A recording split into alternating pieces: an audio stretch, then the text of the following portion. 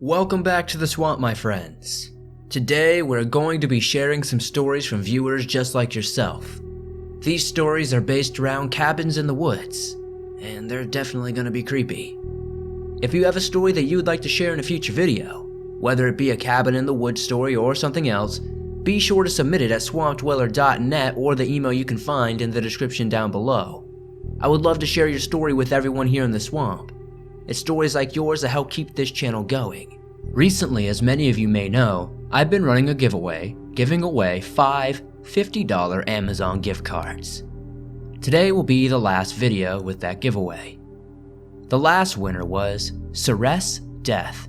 Thank you so much, Ceres, for supporting these videos, and congratulations. All you have to do to enter this giveaway is 1. Subscribe to my second channel. You can find the link to do so in the top of the description. 2, like this video and comment down below your favorite scary movie of all time. I can check to see who is subscribed and who hasn't, so be sure you do that. Thank you guys, as always, for supporting the swamp. Now, without further ado, let's get into these creepy stories sent in by viewers just like you.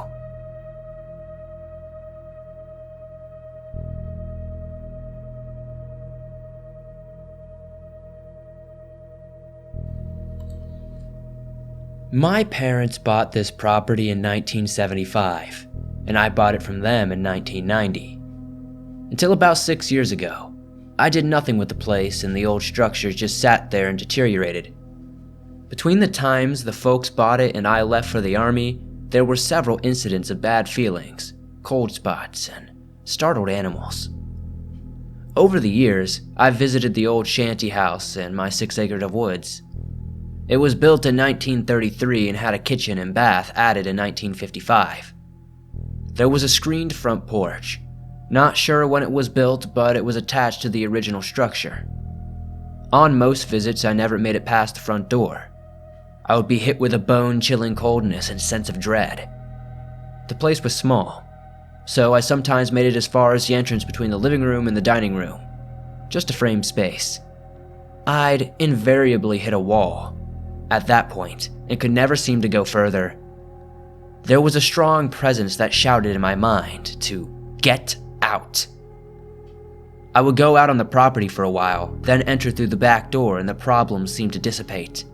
Except in the back bedroom. It had an entry to the attic. Not a real attic, just a space between the very solid wooden ceiling and the very fragile tin roof. There was no insulation. That room almost always caused a foreboding feeling. I'd been stung by a red wasp in that room, and it caused stomach problems for anyone who slept in it. I couldn't bring myself to stick my head up through the opening to the attic. The foreboding feeling was simply too strong. Back in 1980, I stayed there with some of my high school buddies for a few days. It was one of our last Christmas breaks in high school.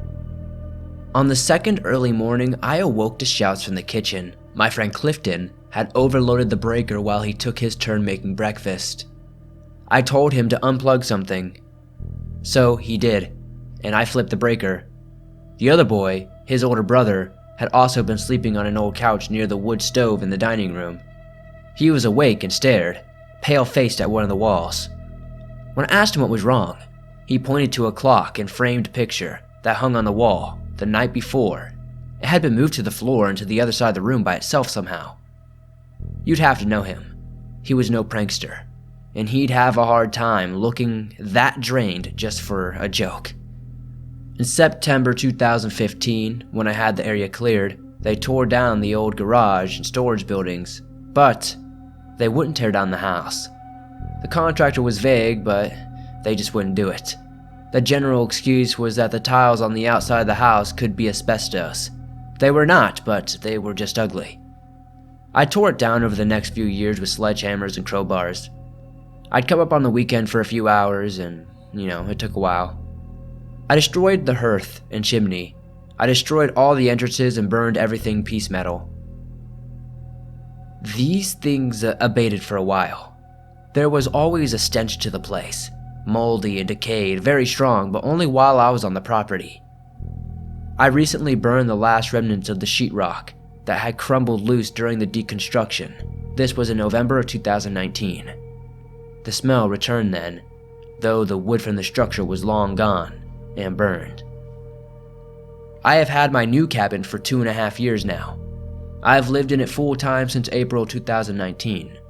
During all the preparation work and deconstruction of the old, crappy one, I've suffered an unusual number of small injuries, especially to my lower legs. I cracked my left tibia. It took more than 2 months to heal. I took a nasty spill from the roof. It rested on the floor of the structure, by then, but was still tall. I hurt my knee and aggravated a lower back injury. This was about a year ago. It was not a simple fall. I was balanced and standing still. It almost felt like I was pushed. I've fallen down on my steps a few times and I've been pushed away from entering my cabin. Each time at the foot of the stairs. Friday, January 10th, 2020. I awakened from a fitful sleep to a call of nature. The storms that were forecast had arrived and I could hear the winds whipping around my little cabin. When I laid back in bed, I picked up my phone to check the weather news. I noticed that the clock on the screen read 0000. I noticed that the clock on the screen read 0000. About to be January 11th. In the past several months, I have happened to look at the phone clock at the exact time more often than can be accounted for by coincidence. That's when the cyclonic blast of what we'd been alerted about struck. The entire cabin shook and the telltale freight train sounds of a tornado sounded. It must have broken up even as it formed or passed back up into the clouds because it only lasted for about a half a minute. A very long half a minute, I might add. I got up and checked around as much as possible. The wind was still very strong and there was still a thunderstorm raging, but all appeared to be in order. When I looked out to check on my truck, there was a continuous flash of lightning. I almost didn't look out the window that faces the woods. I've read or listened to way too many stories about faces that would certainly appear and the murderous fiends that would burst through and rip me to shreds. However, I looked and saw simply nature being nature. It was magnificent. There were so many bolts in one spot, I didn't even know that was possible. Followed by rain and normal wind gusts. Then, finally, I was able to sleep. On Monday, I got up and goofed off for a while, then went for a walk. I came back and showered at about 14:30, then walked into the kitchen and noticed the clock. It was 16:41. I'd lost 2 hours. I wasn't in the shower that long, no more than several minutes, long enough to sing The Leaving of Liverpool. This has never happened previously. I don't know what's going on here. I've always had an excellent sense of time. I know this is a bit of a ramble and a jumble of odd incidents, but I feel this is some sort of connection between everything, like it's a boggle or land white, or whatever the indigenous folks would have called it. Unfortunately, I'm retired, nowhere else to go, and the only tribe around the area is definitely long gone. No idea what tribe may have been here in the old days, or if this is even related to any sort of native. I don't know. I'm just rambling at this point. If I could find out any information, it would be amazing. And if anybody listening to this show has any sort of information, please comment down below.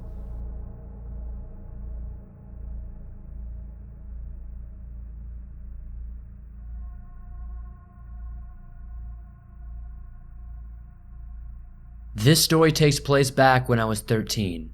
Every year at the beginning of the summer, I would go to a Boy Scout camp. That week, I had been talking and trying to get my merit badge for life-saving. It's a merit badge at the waterfront that focuses on safety in the water, ways to rescue someone who could drown, etc. There was a scout who was not in my troop who we'll call JT. I don't remember how old he was, but he was probably around 14 or 15. He was not very athletic, but looked physically large due to how fat he was. Other than being an overall pain, he seemed to target me in particular. He often made fun of my size.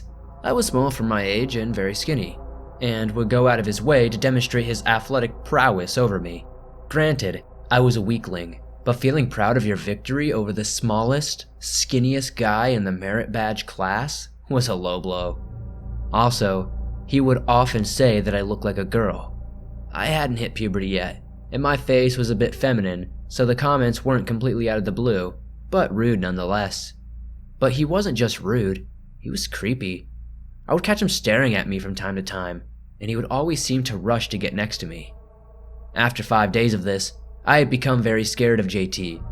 Being a shy, antisocial person, I'm kind of a person to simply deal about a situation like this instead of telling the authorities. So my problems with him stayed under wraps.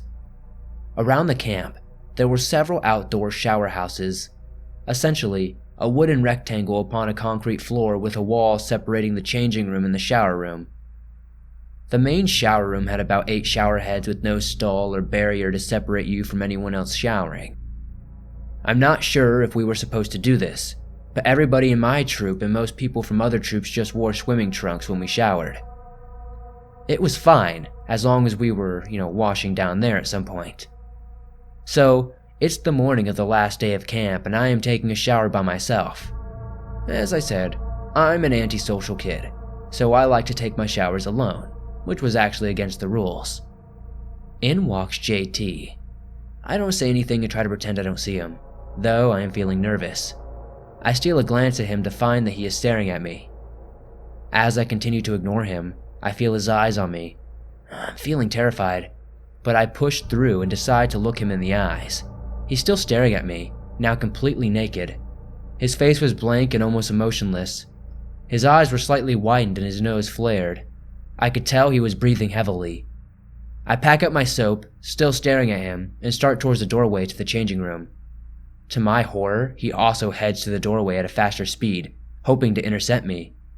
Suddenly, we hear the door to the changing room creak open and slam shut, along with the voices of a group of people entering the shower house. JT's face falls and he stops in his tracks. I continue to move and throw my shirt and shoes on, as fast as I can, and leave without looking back. I try not to think of what would have happened if those guys hadn't come into the shower house at that time. I don't have many experiences like this one, so it really sticks out in my mind. I never saw JT again after that, and I hope it stays that way. P.S. I made sure I wasn't in the same cabin as him.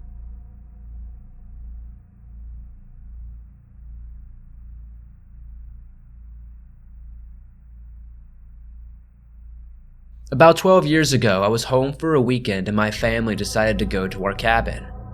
This was an A-frame style house, about 100 feet from a lake in the middle of the woods. Although we had neighbors, none of them usually visited on non-holidays, and this wasn't an exception. I would always sleep on the couch so my sisters and parents would get a bed. The things that always freaked me out was that the couch was right next to the opening of the A-frame, which was glass from floor to ceiling and about 25 feet high. Not only that, but right outside was a second-story deck which had stairs up to it and a sliding glass door to get in. At the time, we had 3 dogs who would go ape if anyone was on the deck. We normally had possums or raccoons scavenging up there, so it wasn't uncommon to wake up in the middle of the night to them barking into the darkness of the sliding glass door that was about a foot from me. If you're wondering, it's terrifying, honestly. One of the nights things got strange though. I'm usually up fairly late, so it must have been around 2 a.m., and I'd finally started to try to wind down. Before I shut my eyes, something comes into view that looks like a light source at around person level on our deck, close to the edge where the stairs come up. I freaked the heck out, but lay still. It looked like a person holding on to something that was the color of a glow stick, but it was round. I slowly reached up to grab my glasses so I could take action if needed. My phone is charging right by the glass door leading outside, and if I pulled it off the charger, it would light up, so I can't grab it. The light source outside is about 10 feet away from me, and I still can't really tell what it is. However, it's still glowing green and at person height. I'm fairly knowledgeable on wildlife, and instantly try to justify it about something large, maybe like a large lightning bug or something. The problem is, it's about the size of a baseball from the angle I'm at, and it's not blinking at all. Lightning bugs can have a defect that makes them light up without blinking, but it's rare, and it wouldn't be that size, so it could only be a person snooping outside. potentially trying to break in, or maybe even worse. What bothered me was the dogs were not going ballistic like they normally would. There's 3 of them, so one would always notice if anything was amiss and alert the others. Here is where it gets even more unexplainable. The light source gets closer and closer, but as it's getting closer, it's not the size of a baseball like I originally thought, but the size of a large grapefruit or bigger. It gets extremely close to the window, about an inch or 2. Now, I still get chills as I type this because my mind wanted to picture a person putting their face up to the window, with the green light illuminating it, but it never happened. Instead, this grapefruit-sized glowing green orb starts hovering over and slowly begins moving up against the glass, towards the top of the A-frame. I watch this thing float steadily up until it goes out of view. The whole way up, it didn't touch the window, the way an insect normally would, which really confused me. This entire interaction was completely silent. My main theories are that it was either a type of large, unknown, bioluminescent insect that only is above ground every number of years or so. Some weird lightning bug king anomaly that has never been documented before, similar to a rat king, potentially ball lightning, or maybe something I haven't been able to find via research. I will also note that the windows were not foggy and I do not, nor have I ever had night terrors or done any hallucinogens or drugs that would cause visual manifestations like this. I was completely lucid during this time. I think about this story quite a bit and finally decided to actually put it into writing to see if anyone else has had any similar experiences. Thank you, Swamp Dweller, for sharing my story.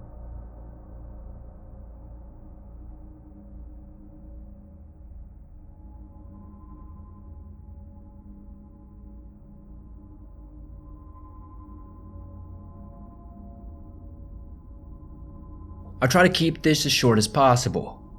So, me and a couple of my friends were staying at my family's cabin for a week in the summer of last year, and a lot of weird stuff happened throughout the whole week. I'll try to explain everything. The last day we were there is the creepiest, most unexplainable part. One of the first days after my parents left, one of my friends went out for a little run late at night. After about 5 minutes, he comes sprinting back to the cabin and tells us he saw a black figure in the woods beside him. We all thought it was weird, but we didn't think much of it after.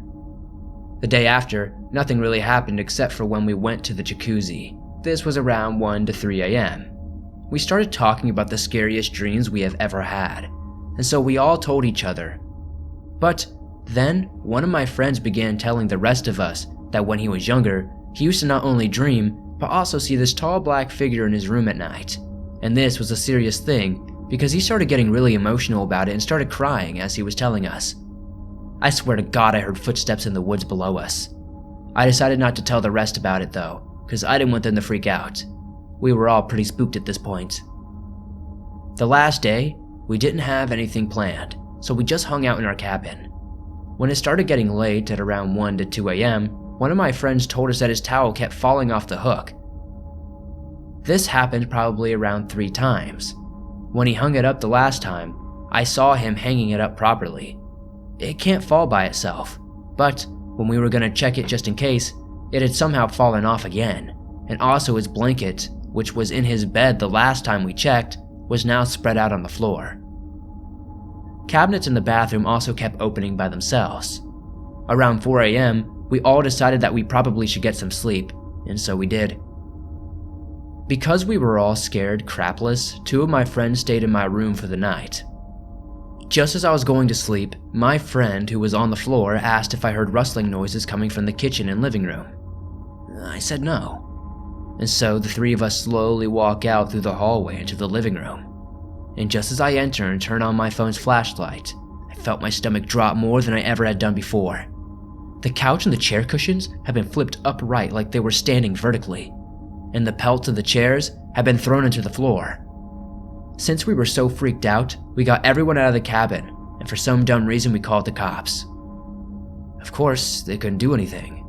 Probably thought we were just a bunch of kids on some strong drugs or something. The clock was about 5 a.m. At this point, we didn't get any sleep, and just decided to leave.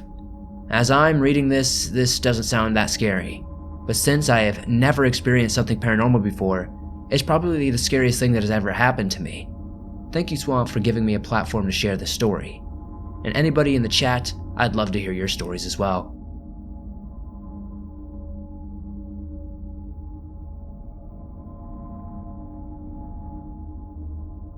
When I was about 16 years old, I lived in a little town called York Haven. My mom was an alcoholic and my dad had been in prison for about 2 years as of then for child abuse. Life was hard to deal with. I had 3 younger siblings I practically raised and a crazy mom who partied like no tomorrow with every man in town. My friend Christy and I would go on adventures often. We would ride our bikes to the river, venture down the catwalk, walk around the power plant at 3 Mile Island. We once found a quarry that resembled the Bahamas, with tropical fish and colored coral, right in York Haven, Pennsylvania. But that's another story for another place. Anyway, one day we decided to walk the railroad tracks along the river that my mom's new boyfriend's mother's cabin was on. We had some Mike's Hard Lemonade stashed away in this cabin as well, so we walked for about a half mile when we noticed a dirt bike off in the grass, then a shirtless man chest high in the river. He started to get up as we were walking by fastly, and then jumped out of the water naked. We ran into the woods on the left side of the tracks and were trying to get through the thorns and trees when I heard his dirt bike. He was following along the tracks, still naked, weaving in and out when he could get close enough. My friend starts having a panic attack and is kneeling on the ground hyperventilating as I'm pulling on her and practically dragging her to her feet. We ran and ran and ran until I didn't hear the bike, until we somehow ended up at the cabin we intended to go to in the first place. We walked the main road home, and we never took those tracks again.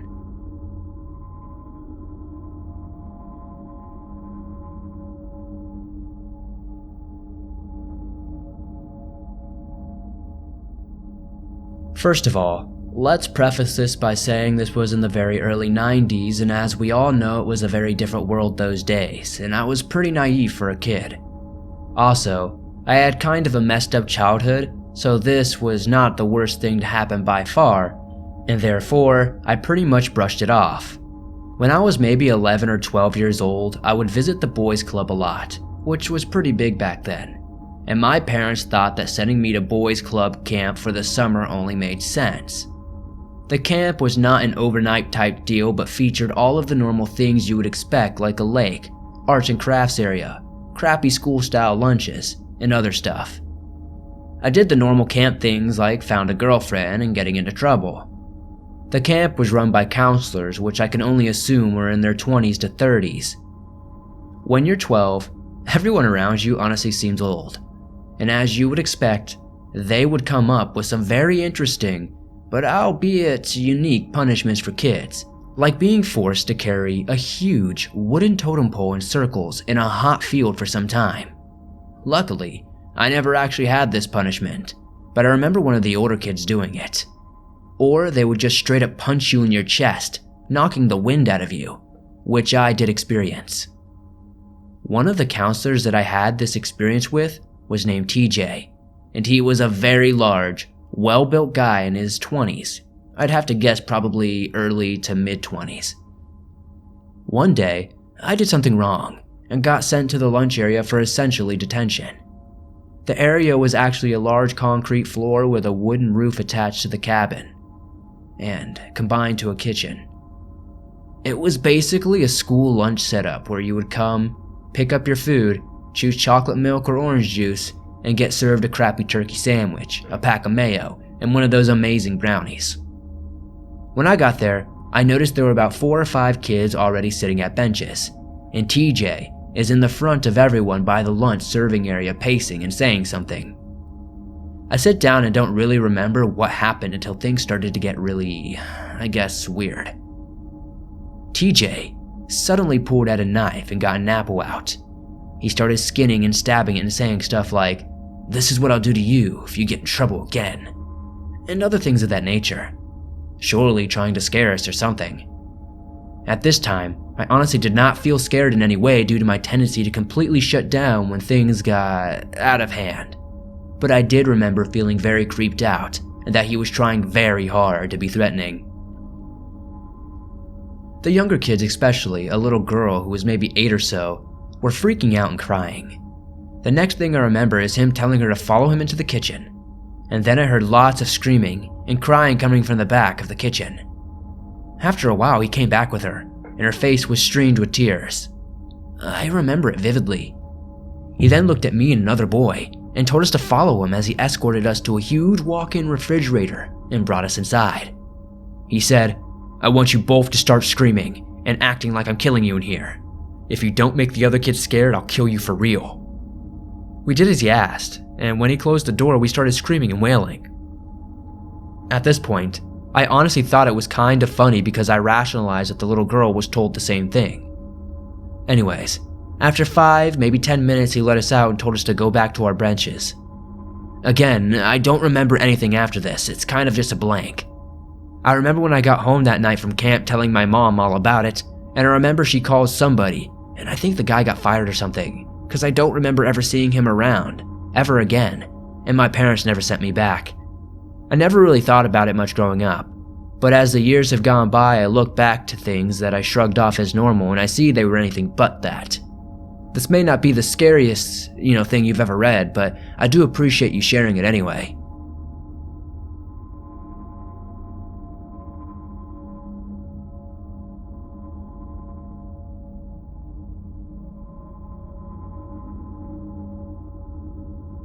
Just as some background, my grandfather owns a cabin near Lincoln, Montana, that I went to many times as a child and a teenager. It always had a very strange, uneasy feeling about it. There's a large boulder about 12 feet tall with a flat top I would climb.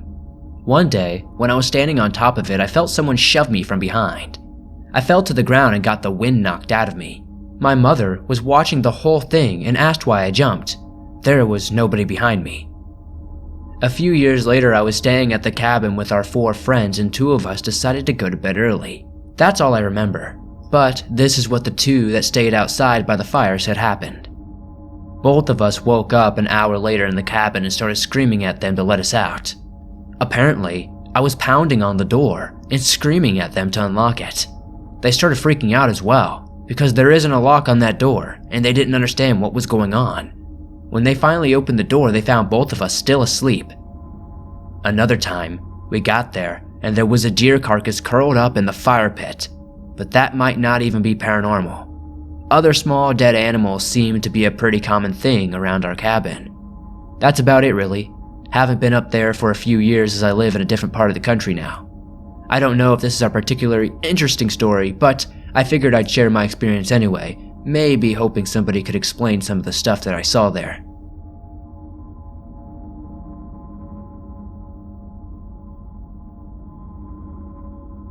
Hello everyone, this will be short, but this just happened, and I'm pretty freaked out.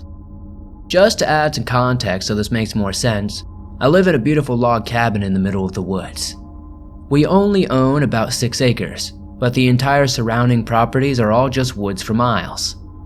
I've got 4 dogs here now, and taking them on a leash all the time was getting hectic. So I built a small fenced-in area on the side of my house that's attached to a screen room off of my kitchen.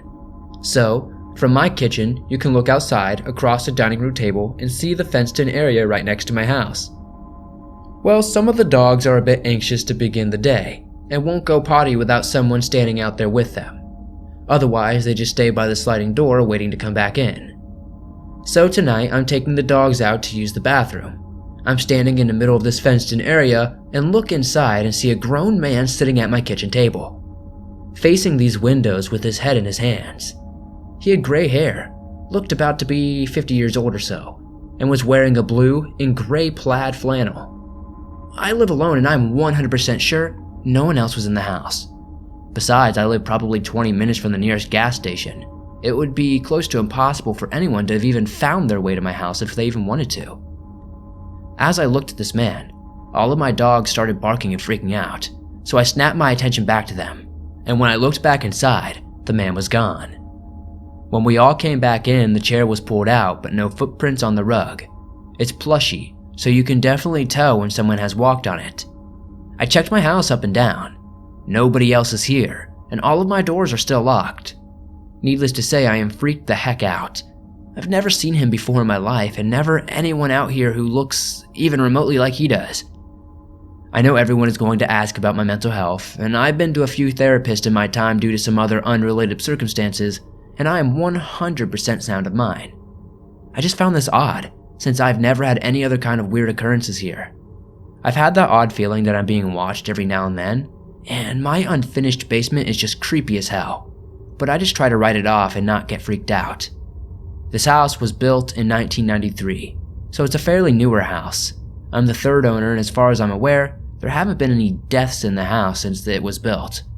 Now I'm terrified to be in this house, and I don't even know what to do. Any advice would be greatly appreciated.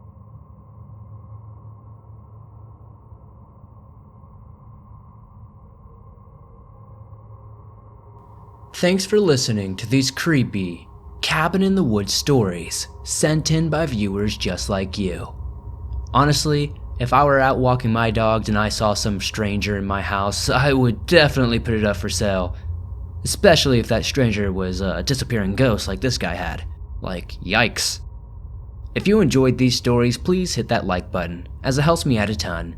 If you're new to the swamp, why not subscribe and join us? Be sure to hit that subscribe button and turn on notifications to never miss a new video, as I upload them almost every single day, in all things natural and supernatural.